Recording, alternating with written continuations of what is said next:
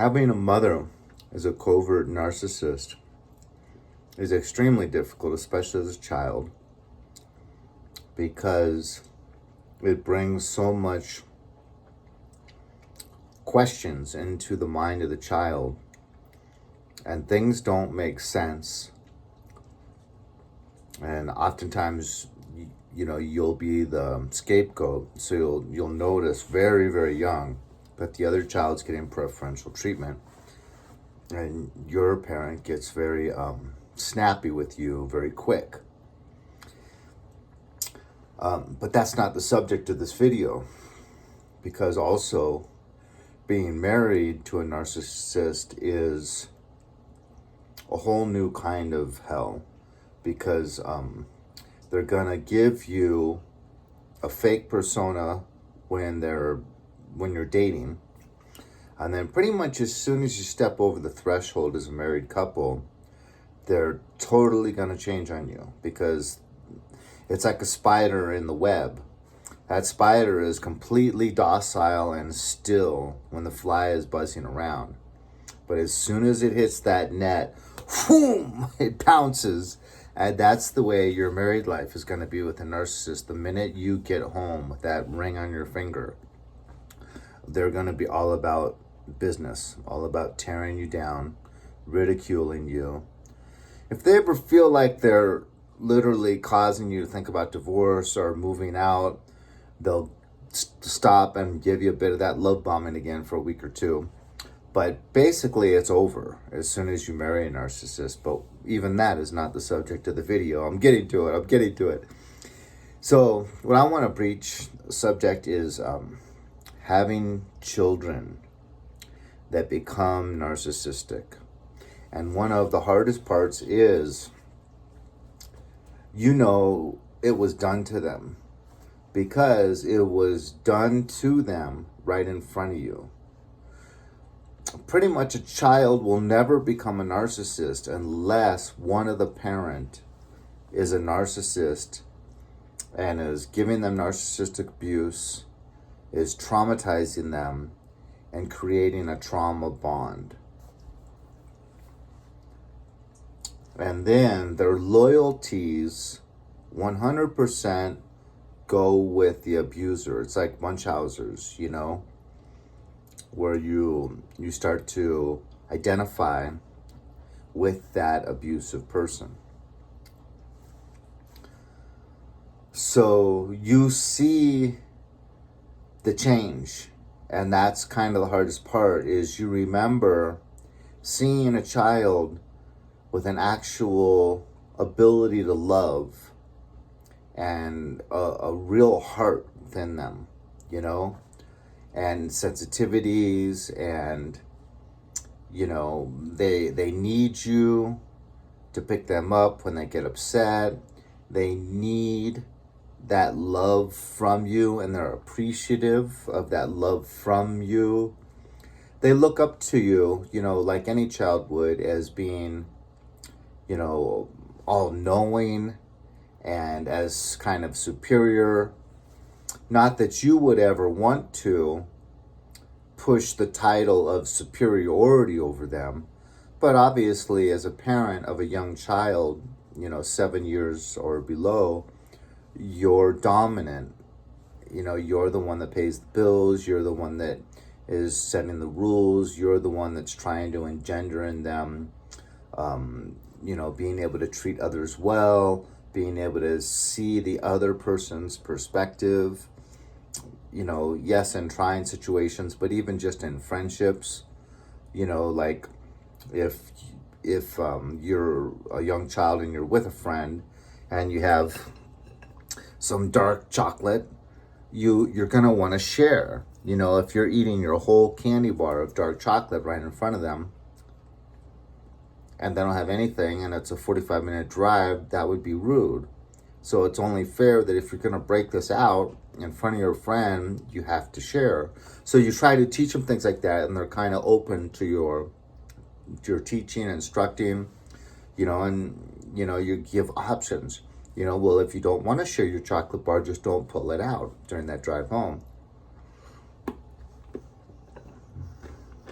If you ever want a really healthy treat, dark chocolate and almonds.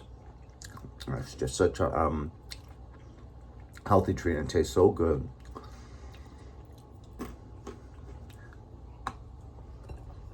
But then, they say kids pretty much make the choice on if they're gonna be the empath or the replicate the abusive narcissistic parent at the age of reason, which is 7 years old. So you'll start noticing that your child, not to overuse that phrase, but it's so appropriate here, has switched up on you. Now they're seeing themselves as someone that is in competition with you. They're seeing themselves as having to establish dominance over you, and they have to establish superiority over you. How is a little 8-year-old child going to establish superiority over you? Ridicule. So your sweet little child that had the heart of an angel, the ability to love, is suddenly got a hardened heart overnight. Bible also uses the term stiff-necked. And they're going to be on your tip. They're going to be ridiculing you. They're going to be watching you for areas where they could point out fault. And they're going to be on this mission to find fault with you. That is really difficult because you have all these good memories. You might have photo albums full of a loving, giving and taking, supportive relationship where this child completely looked up to you, idolized you, loved you, appreciated all that time, money, and effort that you were funneling into trying to make them into a good citizen. And now you see that all that was for naught. They are not a good citizen. They're not a good person. And they're against you. They're juxtamentally opposed to you in every way, shape, or form, because the only way they can feel secure is if they feel they've got you under their thumb. So here your little 8, 9, 10-year-old child is trying to always feel that they have control over you through ridiculing you, pointing out your shortcomings. If you forget something for a minute, they're going to really blow that out of proportion, actually say hurtful things like, boy, you don't have a good memory, do you? Or things like that. And in order to do that, they're going to be super ambitious. They're going to really do their best to get good grades in school. They're going to really do their best to saddle up next to the teacher and make good friends with the teacher so that they can, almost point that out that, look at my report card. I'm a perfect person. I'm a perfect student. You shared with me that you weren't good in school, or you shared with me that you used to get in trouble a lot, whatever. So you're just like, wow, what's going on? But it doesn't take too long for you to realize that you and that other parent were like hot and cold, day and night, like a warm summer day and a cold, snowy winter day. You guys are just completely different personalities. And with a narcissistic parent, they don't co-parent, they counter-parent. So everything that you do, they are doing the opposite to almost ruin everything. They'll paint you as a ogre, by making sure that there's no rules and just buying them tons of crap food, buying them tons of toys so that, because most likely you're going to be separate by this time, so that their home is just immediate gratification.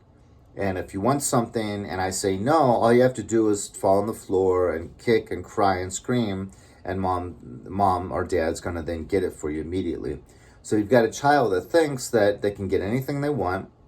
There should be no rules. There should be no boundaries. There should be no bedtime. There should be tons of potato chips and just crap processed food in the cupboards. and they should be allowed to just sit at home in their pajamas all day long and play video games. They should be able to just say, I don't want to go to school today. Okay, no problem, and so at your house, they're going to really be told ahead of time that he just likes to have these rules in order to dominate you, in order to be abusive and to yell at you and so on and so forth. So don't listen to him. You just demand that you should get your way because you're special, and I love you, and that's why I give you everything you want here, so that when they go there, they're just going to be extremely difficult, and it's by design. It's all set up on purpose. So now you've got an ex-wife that's abusive, narcissist, and you've got a child that's abusive and narcissist. So now it's 1 against 2, or maybe you got 2 children and it's 3 against 1, and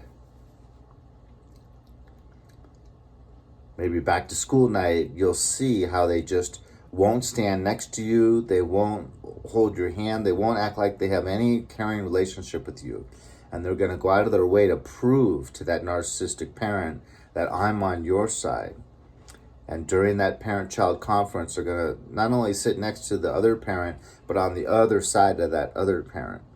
They're not going to interact with you, and they're not going to want to have eye contact, and they're going to really be proving, because the child already knows everything's image to that narcissistic parent. So they're going to be trying to present an image to the teacher that I love this narcissistic parent, and I'm close to her, and I'm cuddling up next to her. And you're going to be like, wow, I've got no loyalty. And they're totally bought into this trauma bond and this facade that narcissistic parent has to have. It's amazing how the dynamics, how that young child has already really figured out that landscape and how they have to play it to come out on top, and how they have to give that narcissistic parent what they want and need in order to make sure all those toys and crap processed food keeps coming, and no boundaries, no limits. I get whatever I want. If they say no, I just throw a temper tantrum. So, but once again, the hardest part is going to be that for the rest of your life, you only had that little 7-year period where there was kind of a normal parent-child relationship, and they loved you and they respected you, and vice versa. Because after that, they're so asinine, they're so difficult that it's hard to really show respect and love for them, because you just end up almost becoming like a taskmaster, and, it just becomes a battle, a head-to-head battle, because, like timeout, you're not really supposed to spank kids these days, so you might try a timeout, and they're supposed to get 1 minute for every year of age. So at age 8, it's supposed to be an 8-minute timeout, but they can't hold it together. They're the ones in control, and now you're establishing a boundary, and so they won't respect it. So what could have been just a simple 8-minute timeout, where you just stay in your room, quiet, without playing with anything, and then at the end of the 8 minutes, you have to hug your dad or mom. You have to say what you did wrong. You have to say you're sorry, and you have to say I love you. And then everything's squashed. 8 minutes. But it turns out to be 2 hours or more, because they keep having emotional blow-ups in there, because they're going to do whatever they can to show you that they're the parent. They're the superior one. They're the dominant one. How dare you try to hold this over me, and I didn't even do anything wrong in their mind, because I'm allowed to do whatever I want to do. So I hope I've gone over enough of the different aspects. I'm sure I forgot some of the difficulties of being a parent of a narcissist. If so, please leave them in the comments. I would love to hear, and it can create an interesting conversation amongst other viewers. So, but there you have it. Being a parent of the narcissist is even worse than having a covert narcissistic parent or having a narcissistic husband or wife. Because it's genuine. That 7-8 years you had before they went narcissist was a genuine loving relationship with a genuine person that had a genuine, authentic heart. And with a parent or a significant other in marriage, you never actually had that genuineness, you know? So the memories and the photo albums are really become a place of pain, because that was real. And then, like, overnight, they went from Mr. Hyde to Dr. Jekyll. So, hope this was informative for someone. If you're just starting to realize that your little 7, 8, 9-year-old child is becoming this way, I hate to say it, but there's almost no going back. You know, that's why if a parent were like, if a parent had like a 2 or 3-year-old and you were separating from that dysfunctional narcissist, I would really recommend paying like the $40,000 to get a full psych review and trying to get the child the majority of the time.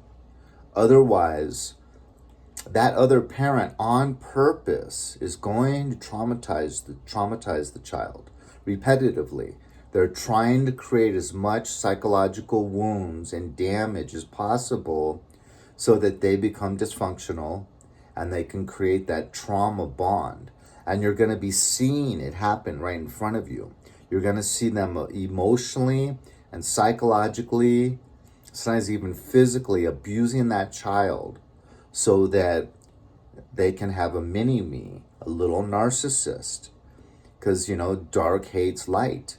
They want that child to be on the dark side with them.